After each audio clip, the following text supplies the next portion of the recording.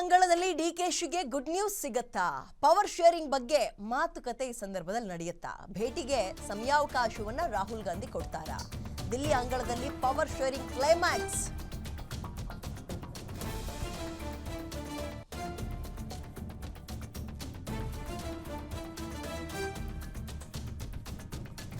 ದಿಲ್ಲಿ ಅಂಗಳದಲ್ಲಿ power sharing climax ನಡೆಯುತ್ತಾ? ಪಕ್ಷದ ವಿಚಾರವನ್ನ ಹೇಗೆ ಬಹಿರಂಗಪಡಿಸೋಕೆ ಸಾಧ್ಯ? ಸಿಎಂ ಸ್ಥಾನದ ಬಗ್ಗೆ ಹೇಳೋಕೆ ಅದು ಸಾರ್ವಜನಿಕ ಚರ್ಚೆ ವಿಚಾರ ಅಲ್ವಲ್ಲ.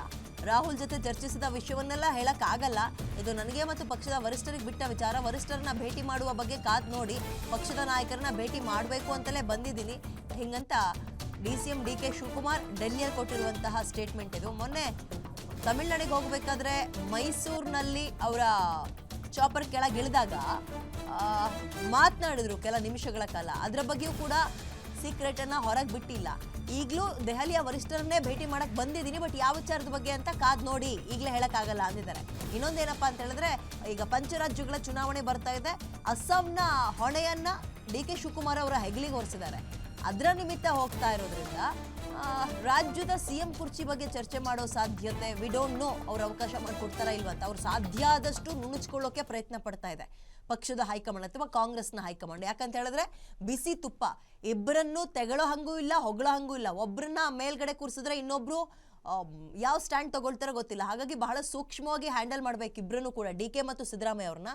ಕಾಂಗ್ರೆಸ್ ಹೈಕಮಾಂಡ್ ಎಷ್ಟು ಸಾಧ್ಯನೋ ಅಷ್ಟು ನುಣುಚಿಕೊಳ್ಳುವ ಈ ವಿಚಾರದಿಂದ ಆ ನುಣುಚಿಕೊಳ್ಳುವ ಪ್ರಯತ್ನವನ್ನ ಮಾಡ್ತಾ ಇದೆ. ಅದನ್ನಿನ್ನೂ ಡಿಸ್ಕಷನ್ನೇ ಆರಂಭ ಮಾಡಿಲ್ವಂತೆ ಕೆಲ ಮೂಲಗಳ ಮಾಹಿತಿ ಪ್ರಕಾರ.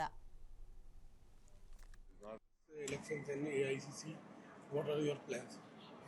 How can I disclose any plan? Always politics will be discussed and it is not in a public affair. Anything is there, our in charge general secretaries will be there. They will tell what is their plan. Sir, recently you met Rahul Gandhi. Was there any discussion regarding the CM post? I can't disclose all those things. It is not a public issue to be discussed.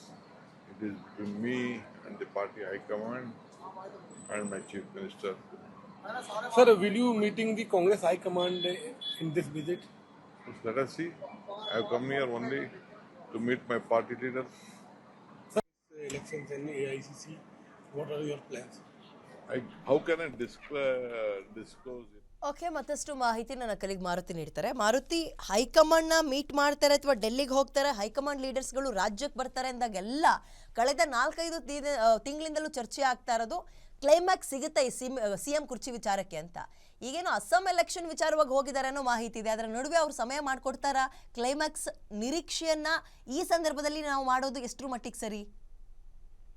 ವಿದ್ಯಾ, ಕಳೆದ 4 ತಿಂಗಳಿಂದಲೂ ಕೂಡ Congress high command ಜೊತೆ ಪ್ರತ್ಯೇಕವಾಗಿ ಮಾತನಾಡಬೇಕು, ನಾಯಕತ್ವ ವಿಚಾರಕ್ಕೆ ಸಂಬಂಧಪಟ್ಟಂತೆ ಒಂದು ಕ್ಲಾರಿಟಿಯನ್ನ ತೆಗೆದುಕೊಳ್ಬೇಕು ಅನ್ನುವಂತಹ ಒಂದು ನಿರ್ಧಾರದಲ್ಲಿ DK ಶಿವಕುಮಾರ್ ಅವರು ಇರುವಂತದ್ದು ನಿಜ. ಯಾಕಂತ ಹೇಳಿದ್ರೆ 2023 ವಿಧಾನಸಭಾ ಚುನಾವಣೆ ಫಲಿತಾಂಶ ಬಂದ ಬಳಿಕ ಅಧಿಕಾರ ಹಂಚಿಕೆಯ ಬಗ್ಗೆ ಹೈಕಮಾಂಡ್ ಮುಂದೆ ಮಾತುಕತೆ ಆಗಿತ್ತು ಅನ್ನುವಂಥದ್ದನ್ನ ಪದೇ ಪದೇ ಹೇಳುವಂತ ಒಂದು ಕೆಲಸ DK ಶಿವಕುಮಾರ್ ಅವರು ಮಾಡಿದ್ದಾರೆ. ಈಗಾಗಲೇ ಈ ಹಿನ್ನೆಲೆಯಲ್ಲೇ ನವೆಂಬರ್ ತಿಂಗಳಿಂದಲೂ ಕೂಡ ಕಾಂಗ್ರೆಸ್ ಹೈಕಮಾಂಡ್ ಭೇಟಿಗೆ ಬಹಳಷ್ಟು ಬಾರಿ ಅವಕಾಶವನ್ನ ಕೇಳಿದ್ರು.